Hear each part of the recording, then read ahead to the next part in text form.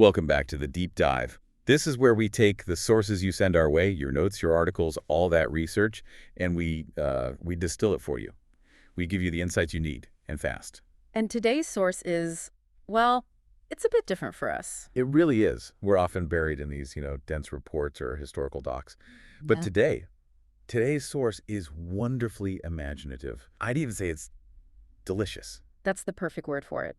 We're looking at a narrative text today called The Guardians of the Ice Cream Igloo Village. Which I know might sound like pure entertainment. Right, but it's actually an incredible case study in narrative efficiency and in thematic clarity. It's really tightly constructed. Okay, so that's our mission for this deep dive. We're going to treat this amazing story less like a fun read and more like a sophisticated blueprint. Exactly. We're going to synthesize its narrative, look at the surprising depth of the world building, and then, most importantly, pull out the core lessons, the ones it's designed to lock into your memory about creativity, problem solving, and community care. So if you're interested in how you make a lesson really stick, how you build a world that's memorable but also delivers some, serious thematic weight, this text is a perfect subject. It really is.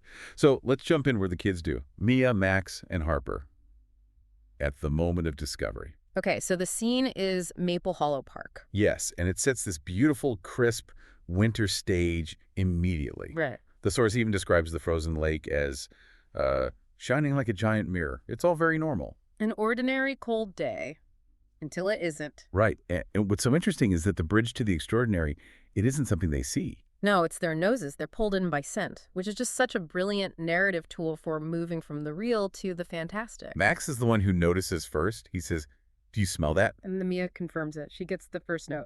Vanilla. Yeah, and then it's immediately followed by chocolate and strawberry. Yeah. And that scent, that's the breadcrumb trail that leads them right to the village. And when they finally get there, the world building is just, it's so meticulous. This isn't just a random pile of ice cream. It's architecture. The details are what make it feel real. It's the kind of thing that really sticks with you. So tell us about the structural components, because it's way more than just, igloos. Oh, absolutely. The source is so specific. We learn that the walls are made of perfectly swirled vanilla. The rooftops, they're crafted from something called strawberry brick. Strawberry brick, I love that. And my favorite little detail, the windows are made of chocolate chips. Yeah. And the text says they actually twinkled. It's a place literally built out of desire, but it's given this functional shape. That functionality is the key, isn't it? It signals that this isn't just a fantasy landscape. It's a functioning society. I was amazed it even included infrastructure details. Like the sprinkle roads? And marshmallow lampposts. So why bother with that? Why ground this fantasy in, specific road materials?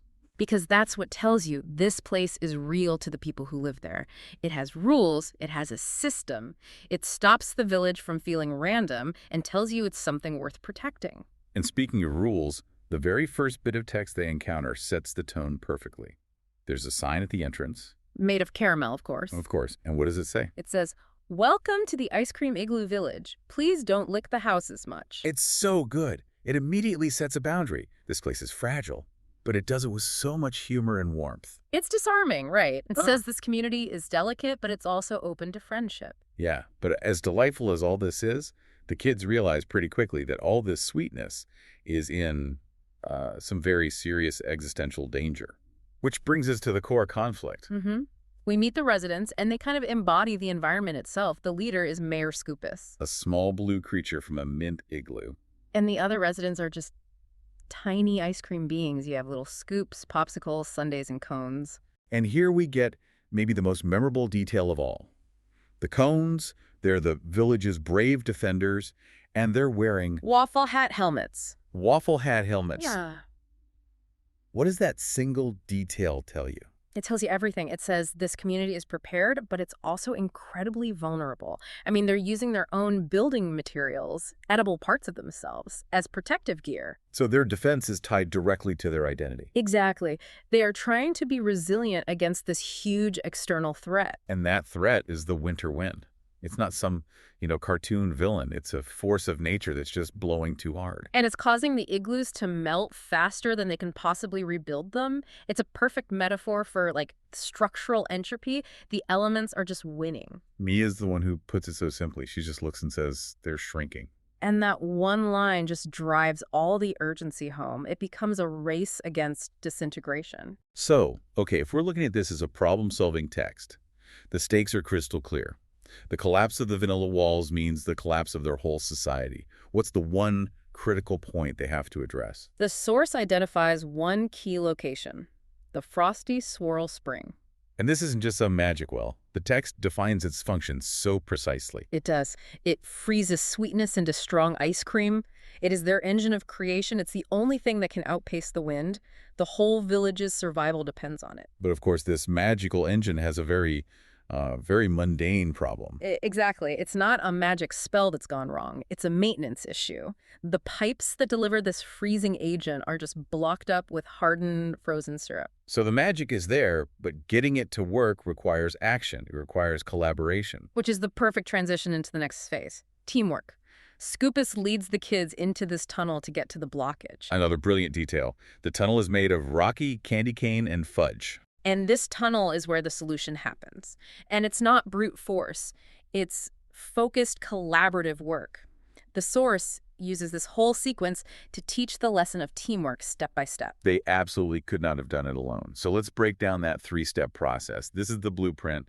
What was the first phase? It starts with just basic obstruction removal. They have to chip away all this thick, sticky ice that's built up around the pipes. Just getting rid of the most obvious part of the problem. Right. But then they hit a section that's just too clogged. Chipping isn't enough. And this is where the ingenuity really kicks in. They had to get creative with the resources they had on hand. And what did they have? Their own warmth. They use their mittens to strategically warm specific sections of the pipe, just applying this gentle, targeted heat to loosen the frozen syrup. I love that. Turning a piece of winter clothing into a specialized engineering tool. It's a perfect example of using what you have. Okay, and then the third step, Mm-hmm. the one that I think is the most purely creative use of the village's own materials. It involved the sprinkles. This is the unforgettable detail, for sure. After they loosened the syrup, they needed a way to flush the pipe. They didn't have, heavy equipment. So they gathered up loose sprinkles. And treated them like tiny snowplows. Using decoration as a utility. They're redirecting these things that are supposed to be purely for looks to clear debris and force the blockage through. It's creative adaptation at its absolute finest. And that combination, the brute force, the innovative warming, and this creative redirection, that's the core of the problem-solving theme. It's a strategy that only works because 3 different people applied 3 different approaches at the same time. And the payoff is so immediate. That final push from the sprinkle snowplows, and you get this resolution sound.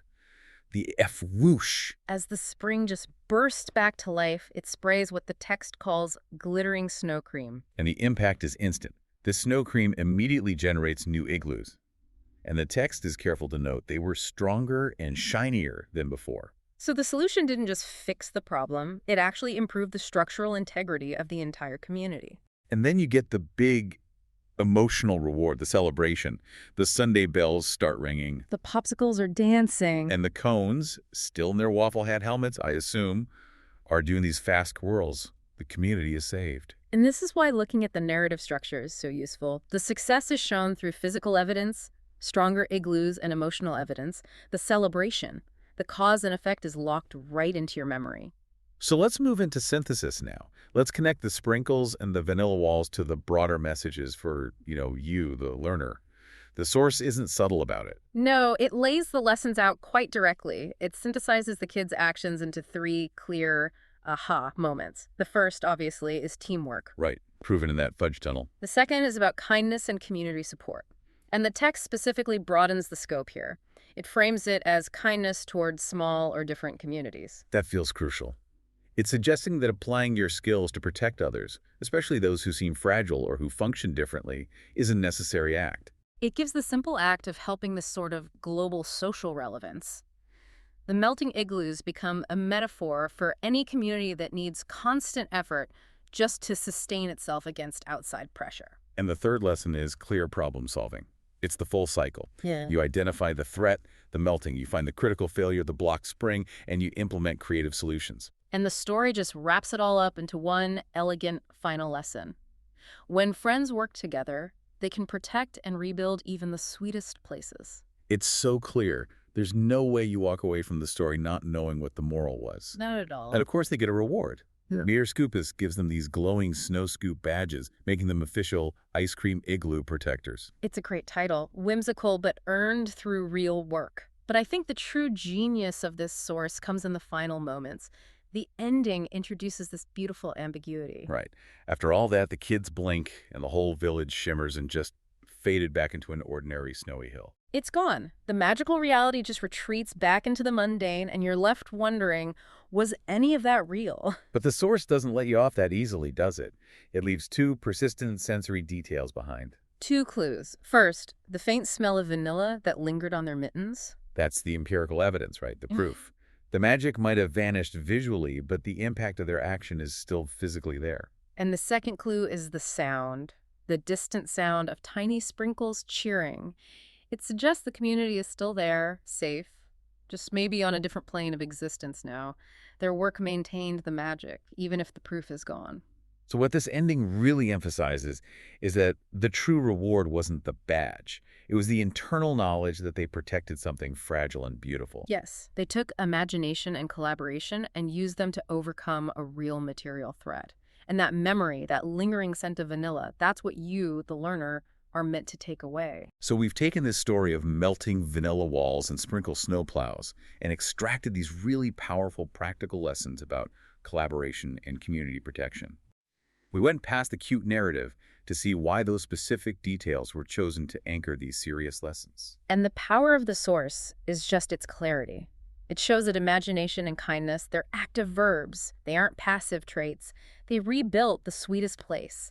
And they prove that when the stakes are high, the most ingenious solutions can come from the simplest tools you have. Which brings us to a final provocative question for you to consider as you step away from this deep dive. If the sweetest places in our lives, relationships, creative projects, actual communities, if they only exist when we are actively protecting and rebuilding them, then does the act of working together become the real way to maintain the magic, even after the visual evidence of that success fades away? Think about that. The physical igloos vanished, but the vanilla scent and the cheering sprinkles remained. What sweet places in your own world require your specific collective effort right now? And what seemingly simple tools, your own metaphorical mittens and repurposed sprinkles, can you use to defend them? That is a great thought to chew on. And that's all the time we have for this deep dive into, I think, the sweetest source material we have ever analyzed.